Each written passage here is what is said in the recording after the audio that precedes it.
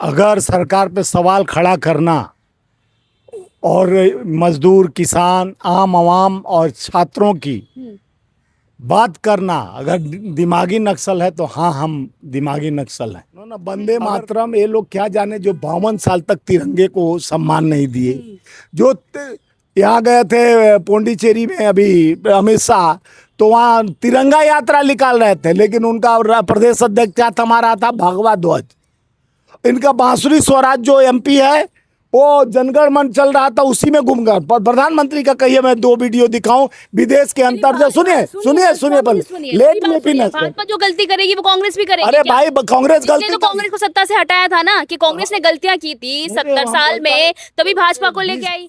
तारीख को बच्चों पर, जीएनजी पर जिस तरह से डंडा बरसाना, पैलेट गन चलाना, जिस तरह से उनके पर 47 चलाना, अगर उसके लिए हम आवाज़ उठाते हैं तो इसको अगर दिमागी नक्सल कहा गया तो हम हैं दिमागी नक्सल। हम सवाल खड़ा करते रहेंगे, उठाते रहेंगे, हम हैं दिमागी नक्सल, क्योंकि देश की व्यवस्था को मजबूत करने के लिए, राष्ट्र हित के लिए, हम राष्ट्र के लिए लड़ने के लिए तत्पर रहेंगे।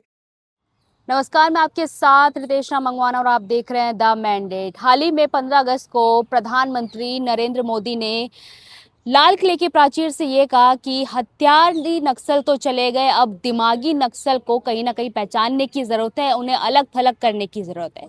तो इस पर काफ़ी सियासी बवाल छिड़ चुका है, विपक्ष इस पर लगातार टिप्पणियां दे रहा है। जो पूर्व गृह मंत्री रहे हैं पी चिदम्बरम, उन्होंने कहा है कि मुझे गर्व है दिमागी नक्सल होने पर। इसी मुद्दे पर बातचीत करने के लिए हमारे साथ कांग्रेसी नेता है स्वामीनाथ जायसवाल। सीधा इनसे जुड़ेंगे और जानने की कोशिश करेंगे कि दिमागी नक्सलवाद आखिरकार प्रधानमंत्री किसको कह रहे हैं और विपक्ष इस पे क्यों लगातार टिप्पणियां कर रहा है। स्वामी जी, क्या कहना चाहेंगे? जो प्रधानमंत्री ने बयान दिया दिमागी नक्सल, हथियारी नक्सल तो चले गए, अब दिमागी नक्सल को कहीं ना कहीं पहचानने की जरूरत है, क्या कुछ कहना चाहेंगे? अगर सरकार पे सवाल खड़ा करना और मजदूर, किसान, आम आवाम और छात्रों की बात करना अगर दिमागी नक्सल है तो हाँ, हम दिमागी नक्सल हैं।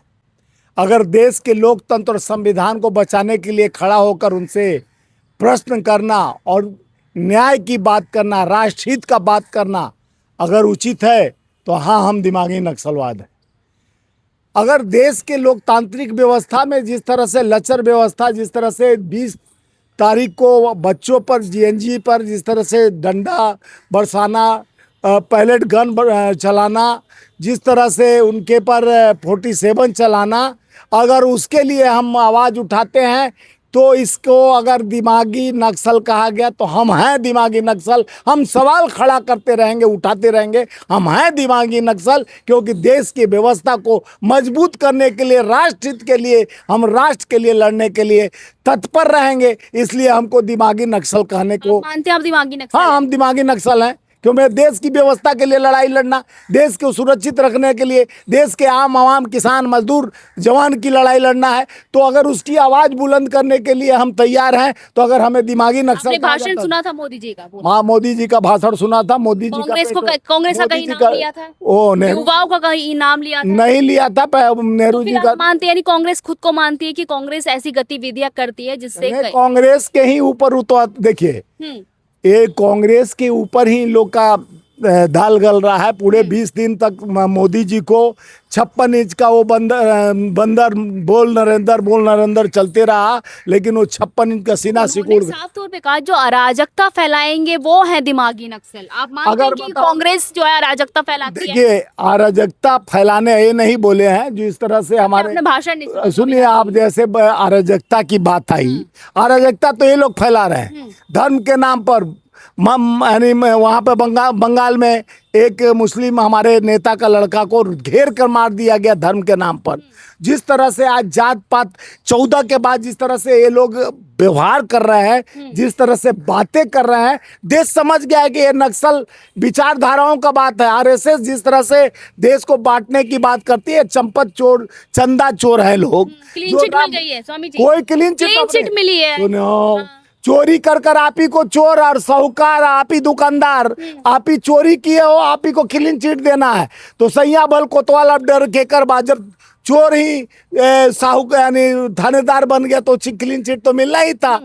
अरे इस तरह की जनभावनाओं से हमारे हिंदू के लोगों का आहत हुआ है। 140 करोड़ 100 करोड़ जिसमें हिंदू हमारे हैं देश में, और युवाओं को जिस तरह से जीएनजी हमारे प्रोटेस्ट किए जिसके वजह से सरकार झुकी, और उनको प्रताड़ना जिस तरह से दिया गया, तो उस पर अगर हमें नक्सलवाद कहा जाता है तो हम स्वीकार करते हैं, क्योंकि हम युवाओं की लड़ाई लड़ेंगे। छात्रों की गूंज पूरे देश में, राहुल गांधी जी छात्रों की गूंज सिर्फ रांची में नहीं चलती है राहुल गांधी की। आपको शायद मालूम नहीं है तो थोड़ा सा आप भी अपना ठीक कर लीजिए दिमाग। रांची में राहुल गांधी जी ने अभी सीएम से बात करके उस सारे चीज को सीएम खुद मिलने जाकर वो सारा प्रोटेस्ट के बारे में सारा लाठीचार्ज क्यों? अरे लाठीचार्ज किया गया।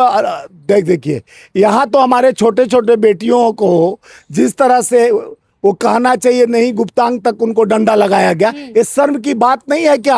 और पैलेट गन चलाएगा वहाँ, लाठीचार्ज चलाने का ये लोग भारतीय जनता पार्टी के उदंड लोग वहाँ जाके बच्चों को नहीं, वो खुद आप पत्थर लेकर मार रहे थे।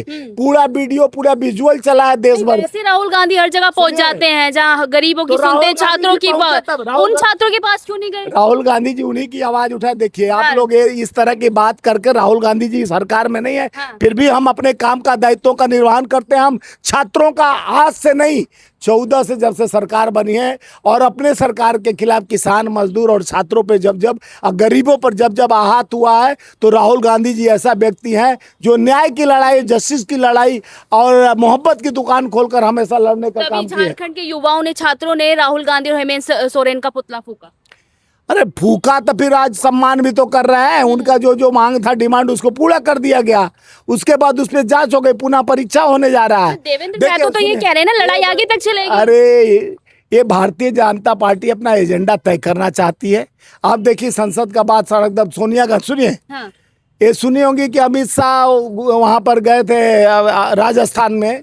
सोनिया गांधी जी 15 अगस्त को मैं था वहां पर, झंडा उत्तोलन हो रहा था इंदिरा भवन में, कांग्रेस भवन।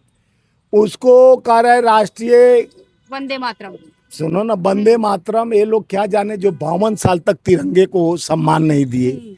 जो यहाँ गए थे पौंडीचेरी में अभी अमित शाह, तो वहाँ तिरंगा यात्रा निकाल रहे थे, लेकिन उनका प्रदेश अध्यक्ष क्या थमा रहा था? भगवा ध्वज। इनका बांसुरी स्वराज जो एमपी है, वो जनगण मन चल रहा था, उसी में गुम गया। प्रधानमंत्री का कहिए, मैं 2 वीडियो दिखाऊं विदेश के अंतर्गत। सुनिए पहले, लेट में फिनिश। भाजपा जो गलती करेगी वो कांग्रेस भी करेगी। अरे भाई कांग्रेस गलती, तो कांग्रेस को सत्ता से हटाया था ना, कि कांग्रेस ने गलतियां की थी 70 साल में, तभी भाजपा को लेके आई। 70 साल में और एक दूसरे में आरोप प्रत्यारोप की राजनीति। देखिए हम सत्ता में नहीं है, लेकिन सत्ता से ज्यादा काम कर रहे हैं। हम रोजगार की बात कर रहे हैं। हम फर्जी 2 करोड़ नौकरी 15 लाख खाते में नहीं, हम पेपर लीक नहीं, 90 बार पेपर लीक हुआ। उसके बाद उत्तेजित छात्र जीएनजी अपना अधिकार से, जो संविधान का आर्टिकल 15 है उसके अधिकार के तहत उन्होंने लड़ाई लड़ा, और उन्होंने इस सत्ता के अहंकार को चूर करने के लिए धर्मेंद्र प्रधान का इस्तीफा दिया। वही भारतीय जनता पार्टी जैसे तीर मार के आया धर्मेंद्र प्रधान, उसको बढ़िया ताज पहना के, शॉल पहना के पार्लियामेंट में उसको सम्मान दिया जा रहा है।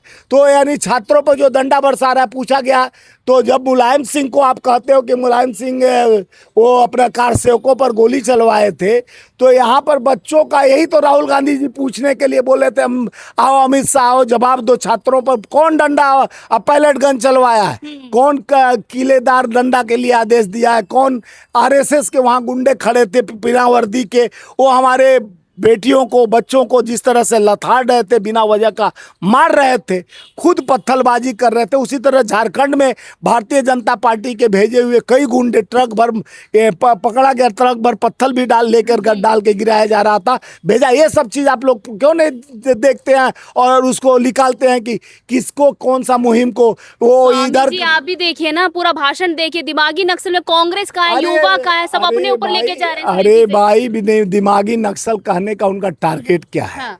देश में दिमागी नक्सल उनको लगता है कि अगर अपने अधिकार का हम मांग करें, अपने व्यवस्था के लिए लड़े, अपने संविधान की बात करें, रोजगार की बात करें, जिसके लिए वो सत्ता में आए, 2 करोड़ नौकरी का वादा करके 15 लाल किले से कांग्रेस को कह रहे हैं, प्रधानमंत्री का शोभा देता है कि दिमागी नक्सल, यानी आपका सब वो क्या बोलते हैं, वो गड़बड़ हो गया था, वो उनका तो सांसों रुक गया, टेलीप्रॉम्प्टर नहीं लगाए थे तो उनका भाषण भी रुक गया था। तो तो प्रधानमंत्री को पहले उनके गृह मंत्री को गीत और गाना में फर्क नहीं आता। सोनिया जी पर इल्जाम लगा रहे थे, कह रहे थे जनगण मन गान है और गीत है, वंदे मातरम गीत है। 2 बार अमित शाह वहाँ बोले हैं कि गान चल रहा था, उसमें सोनिया गांधी जी ने रोका। मानते दिमागी नक्सल हैं आप? तो दिमागी नक्सल हम हैं, क्योंकि हम अपने अधिकार को मांग करने के लिए हर लड़ाई छात्रों के साथ, मजदूरों के साथ, युवाओं के साथ, व्यवसायी के साथ, किसान के साथ खड़ा रहेंगे। हम सरकार से सवाल करेंगे, इसलिए हम दिमागी नक्सल हैं। बहुत बहुत शुक्रिया बातचीत करने के लिए। तो कांग्रेस के नेता स्वामीनाथ जायसवाल का साफ तौर पर ये कहना है कि जो वहां से प्रधानमंत्री मोदी जी ने भाषण दिया दिमागी नक्सल का, वो सीधे तौर पर कांग्रेस को टारगेट कर रहे थे। हालांकि उसमें कांग्रेस का कहीं नाम नहीं था, युवाओं का कहीं नाम नहीं था। उन्होंने कहा जो अराजक तत्व हैं, जो अहिंसा का साथ देते हैं, वो है दिमागी नक्सल। आप क्या कुछ सोचते हैं इस प्रधानमंत्री मोदी जी के भाषण में? कॉमेंट जरूर करिएगा और वीडियो को लाइक करके जरूर देखिए।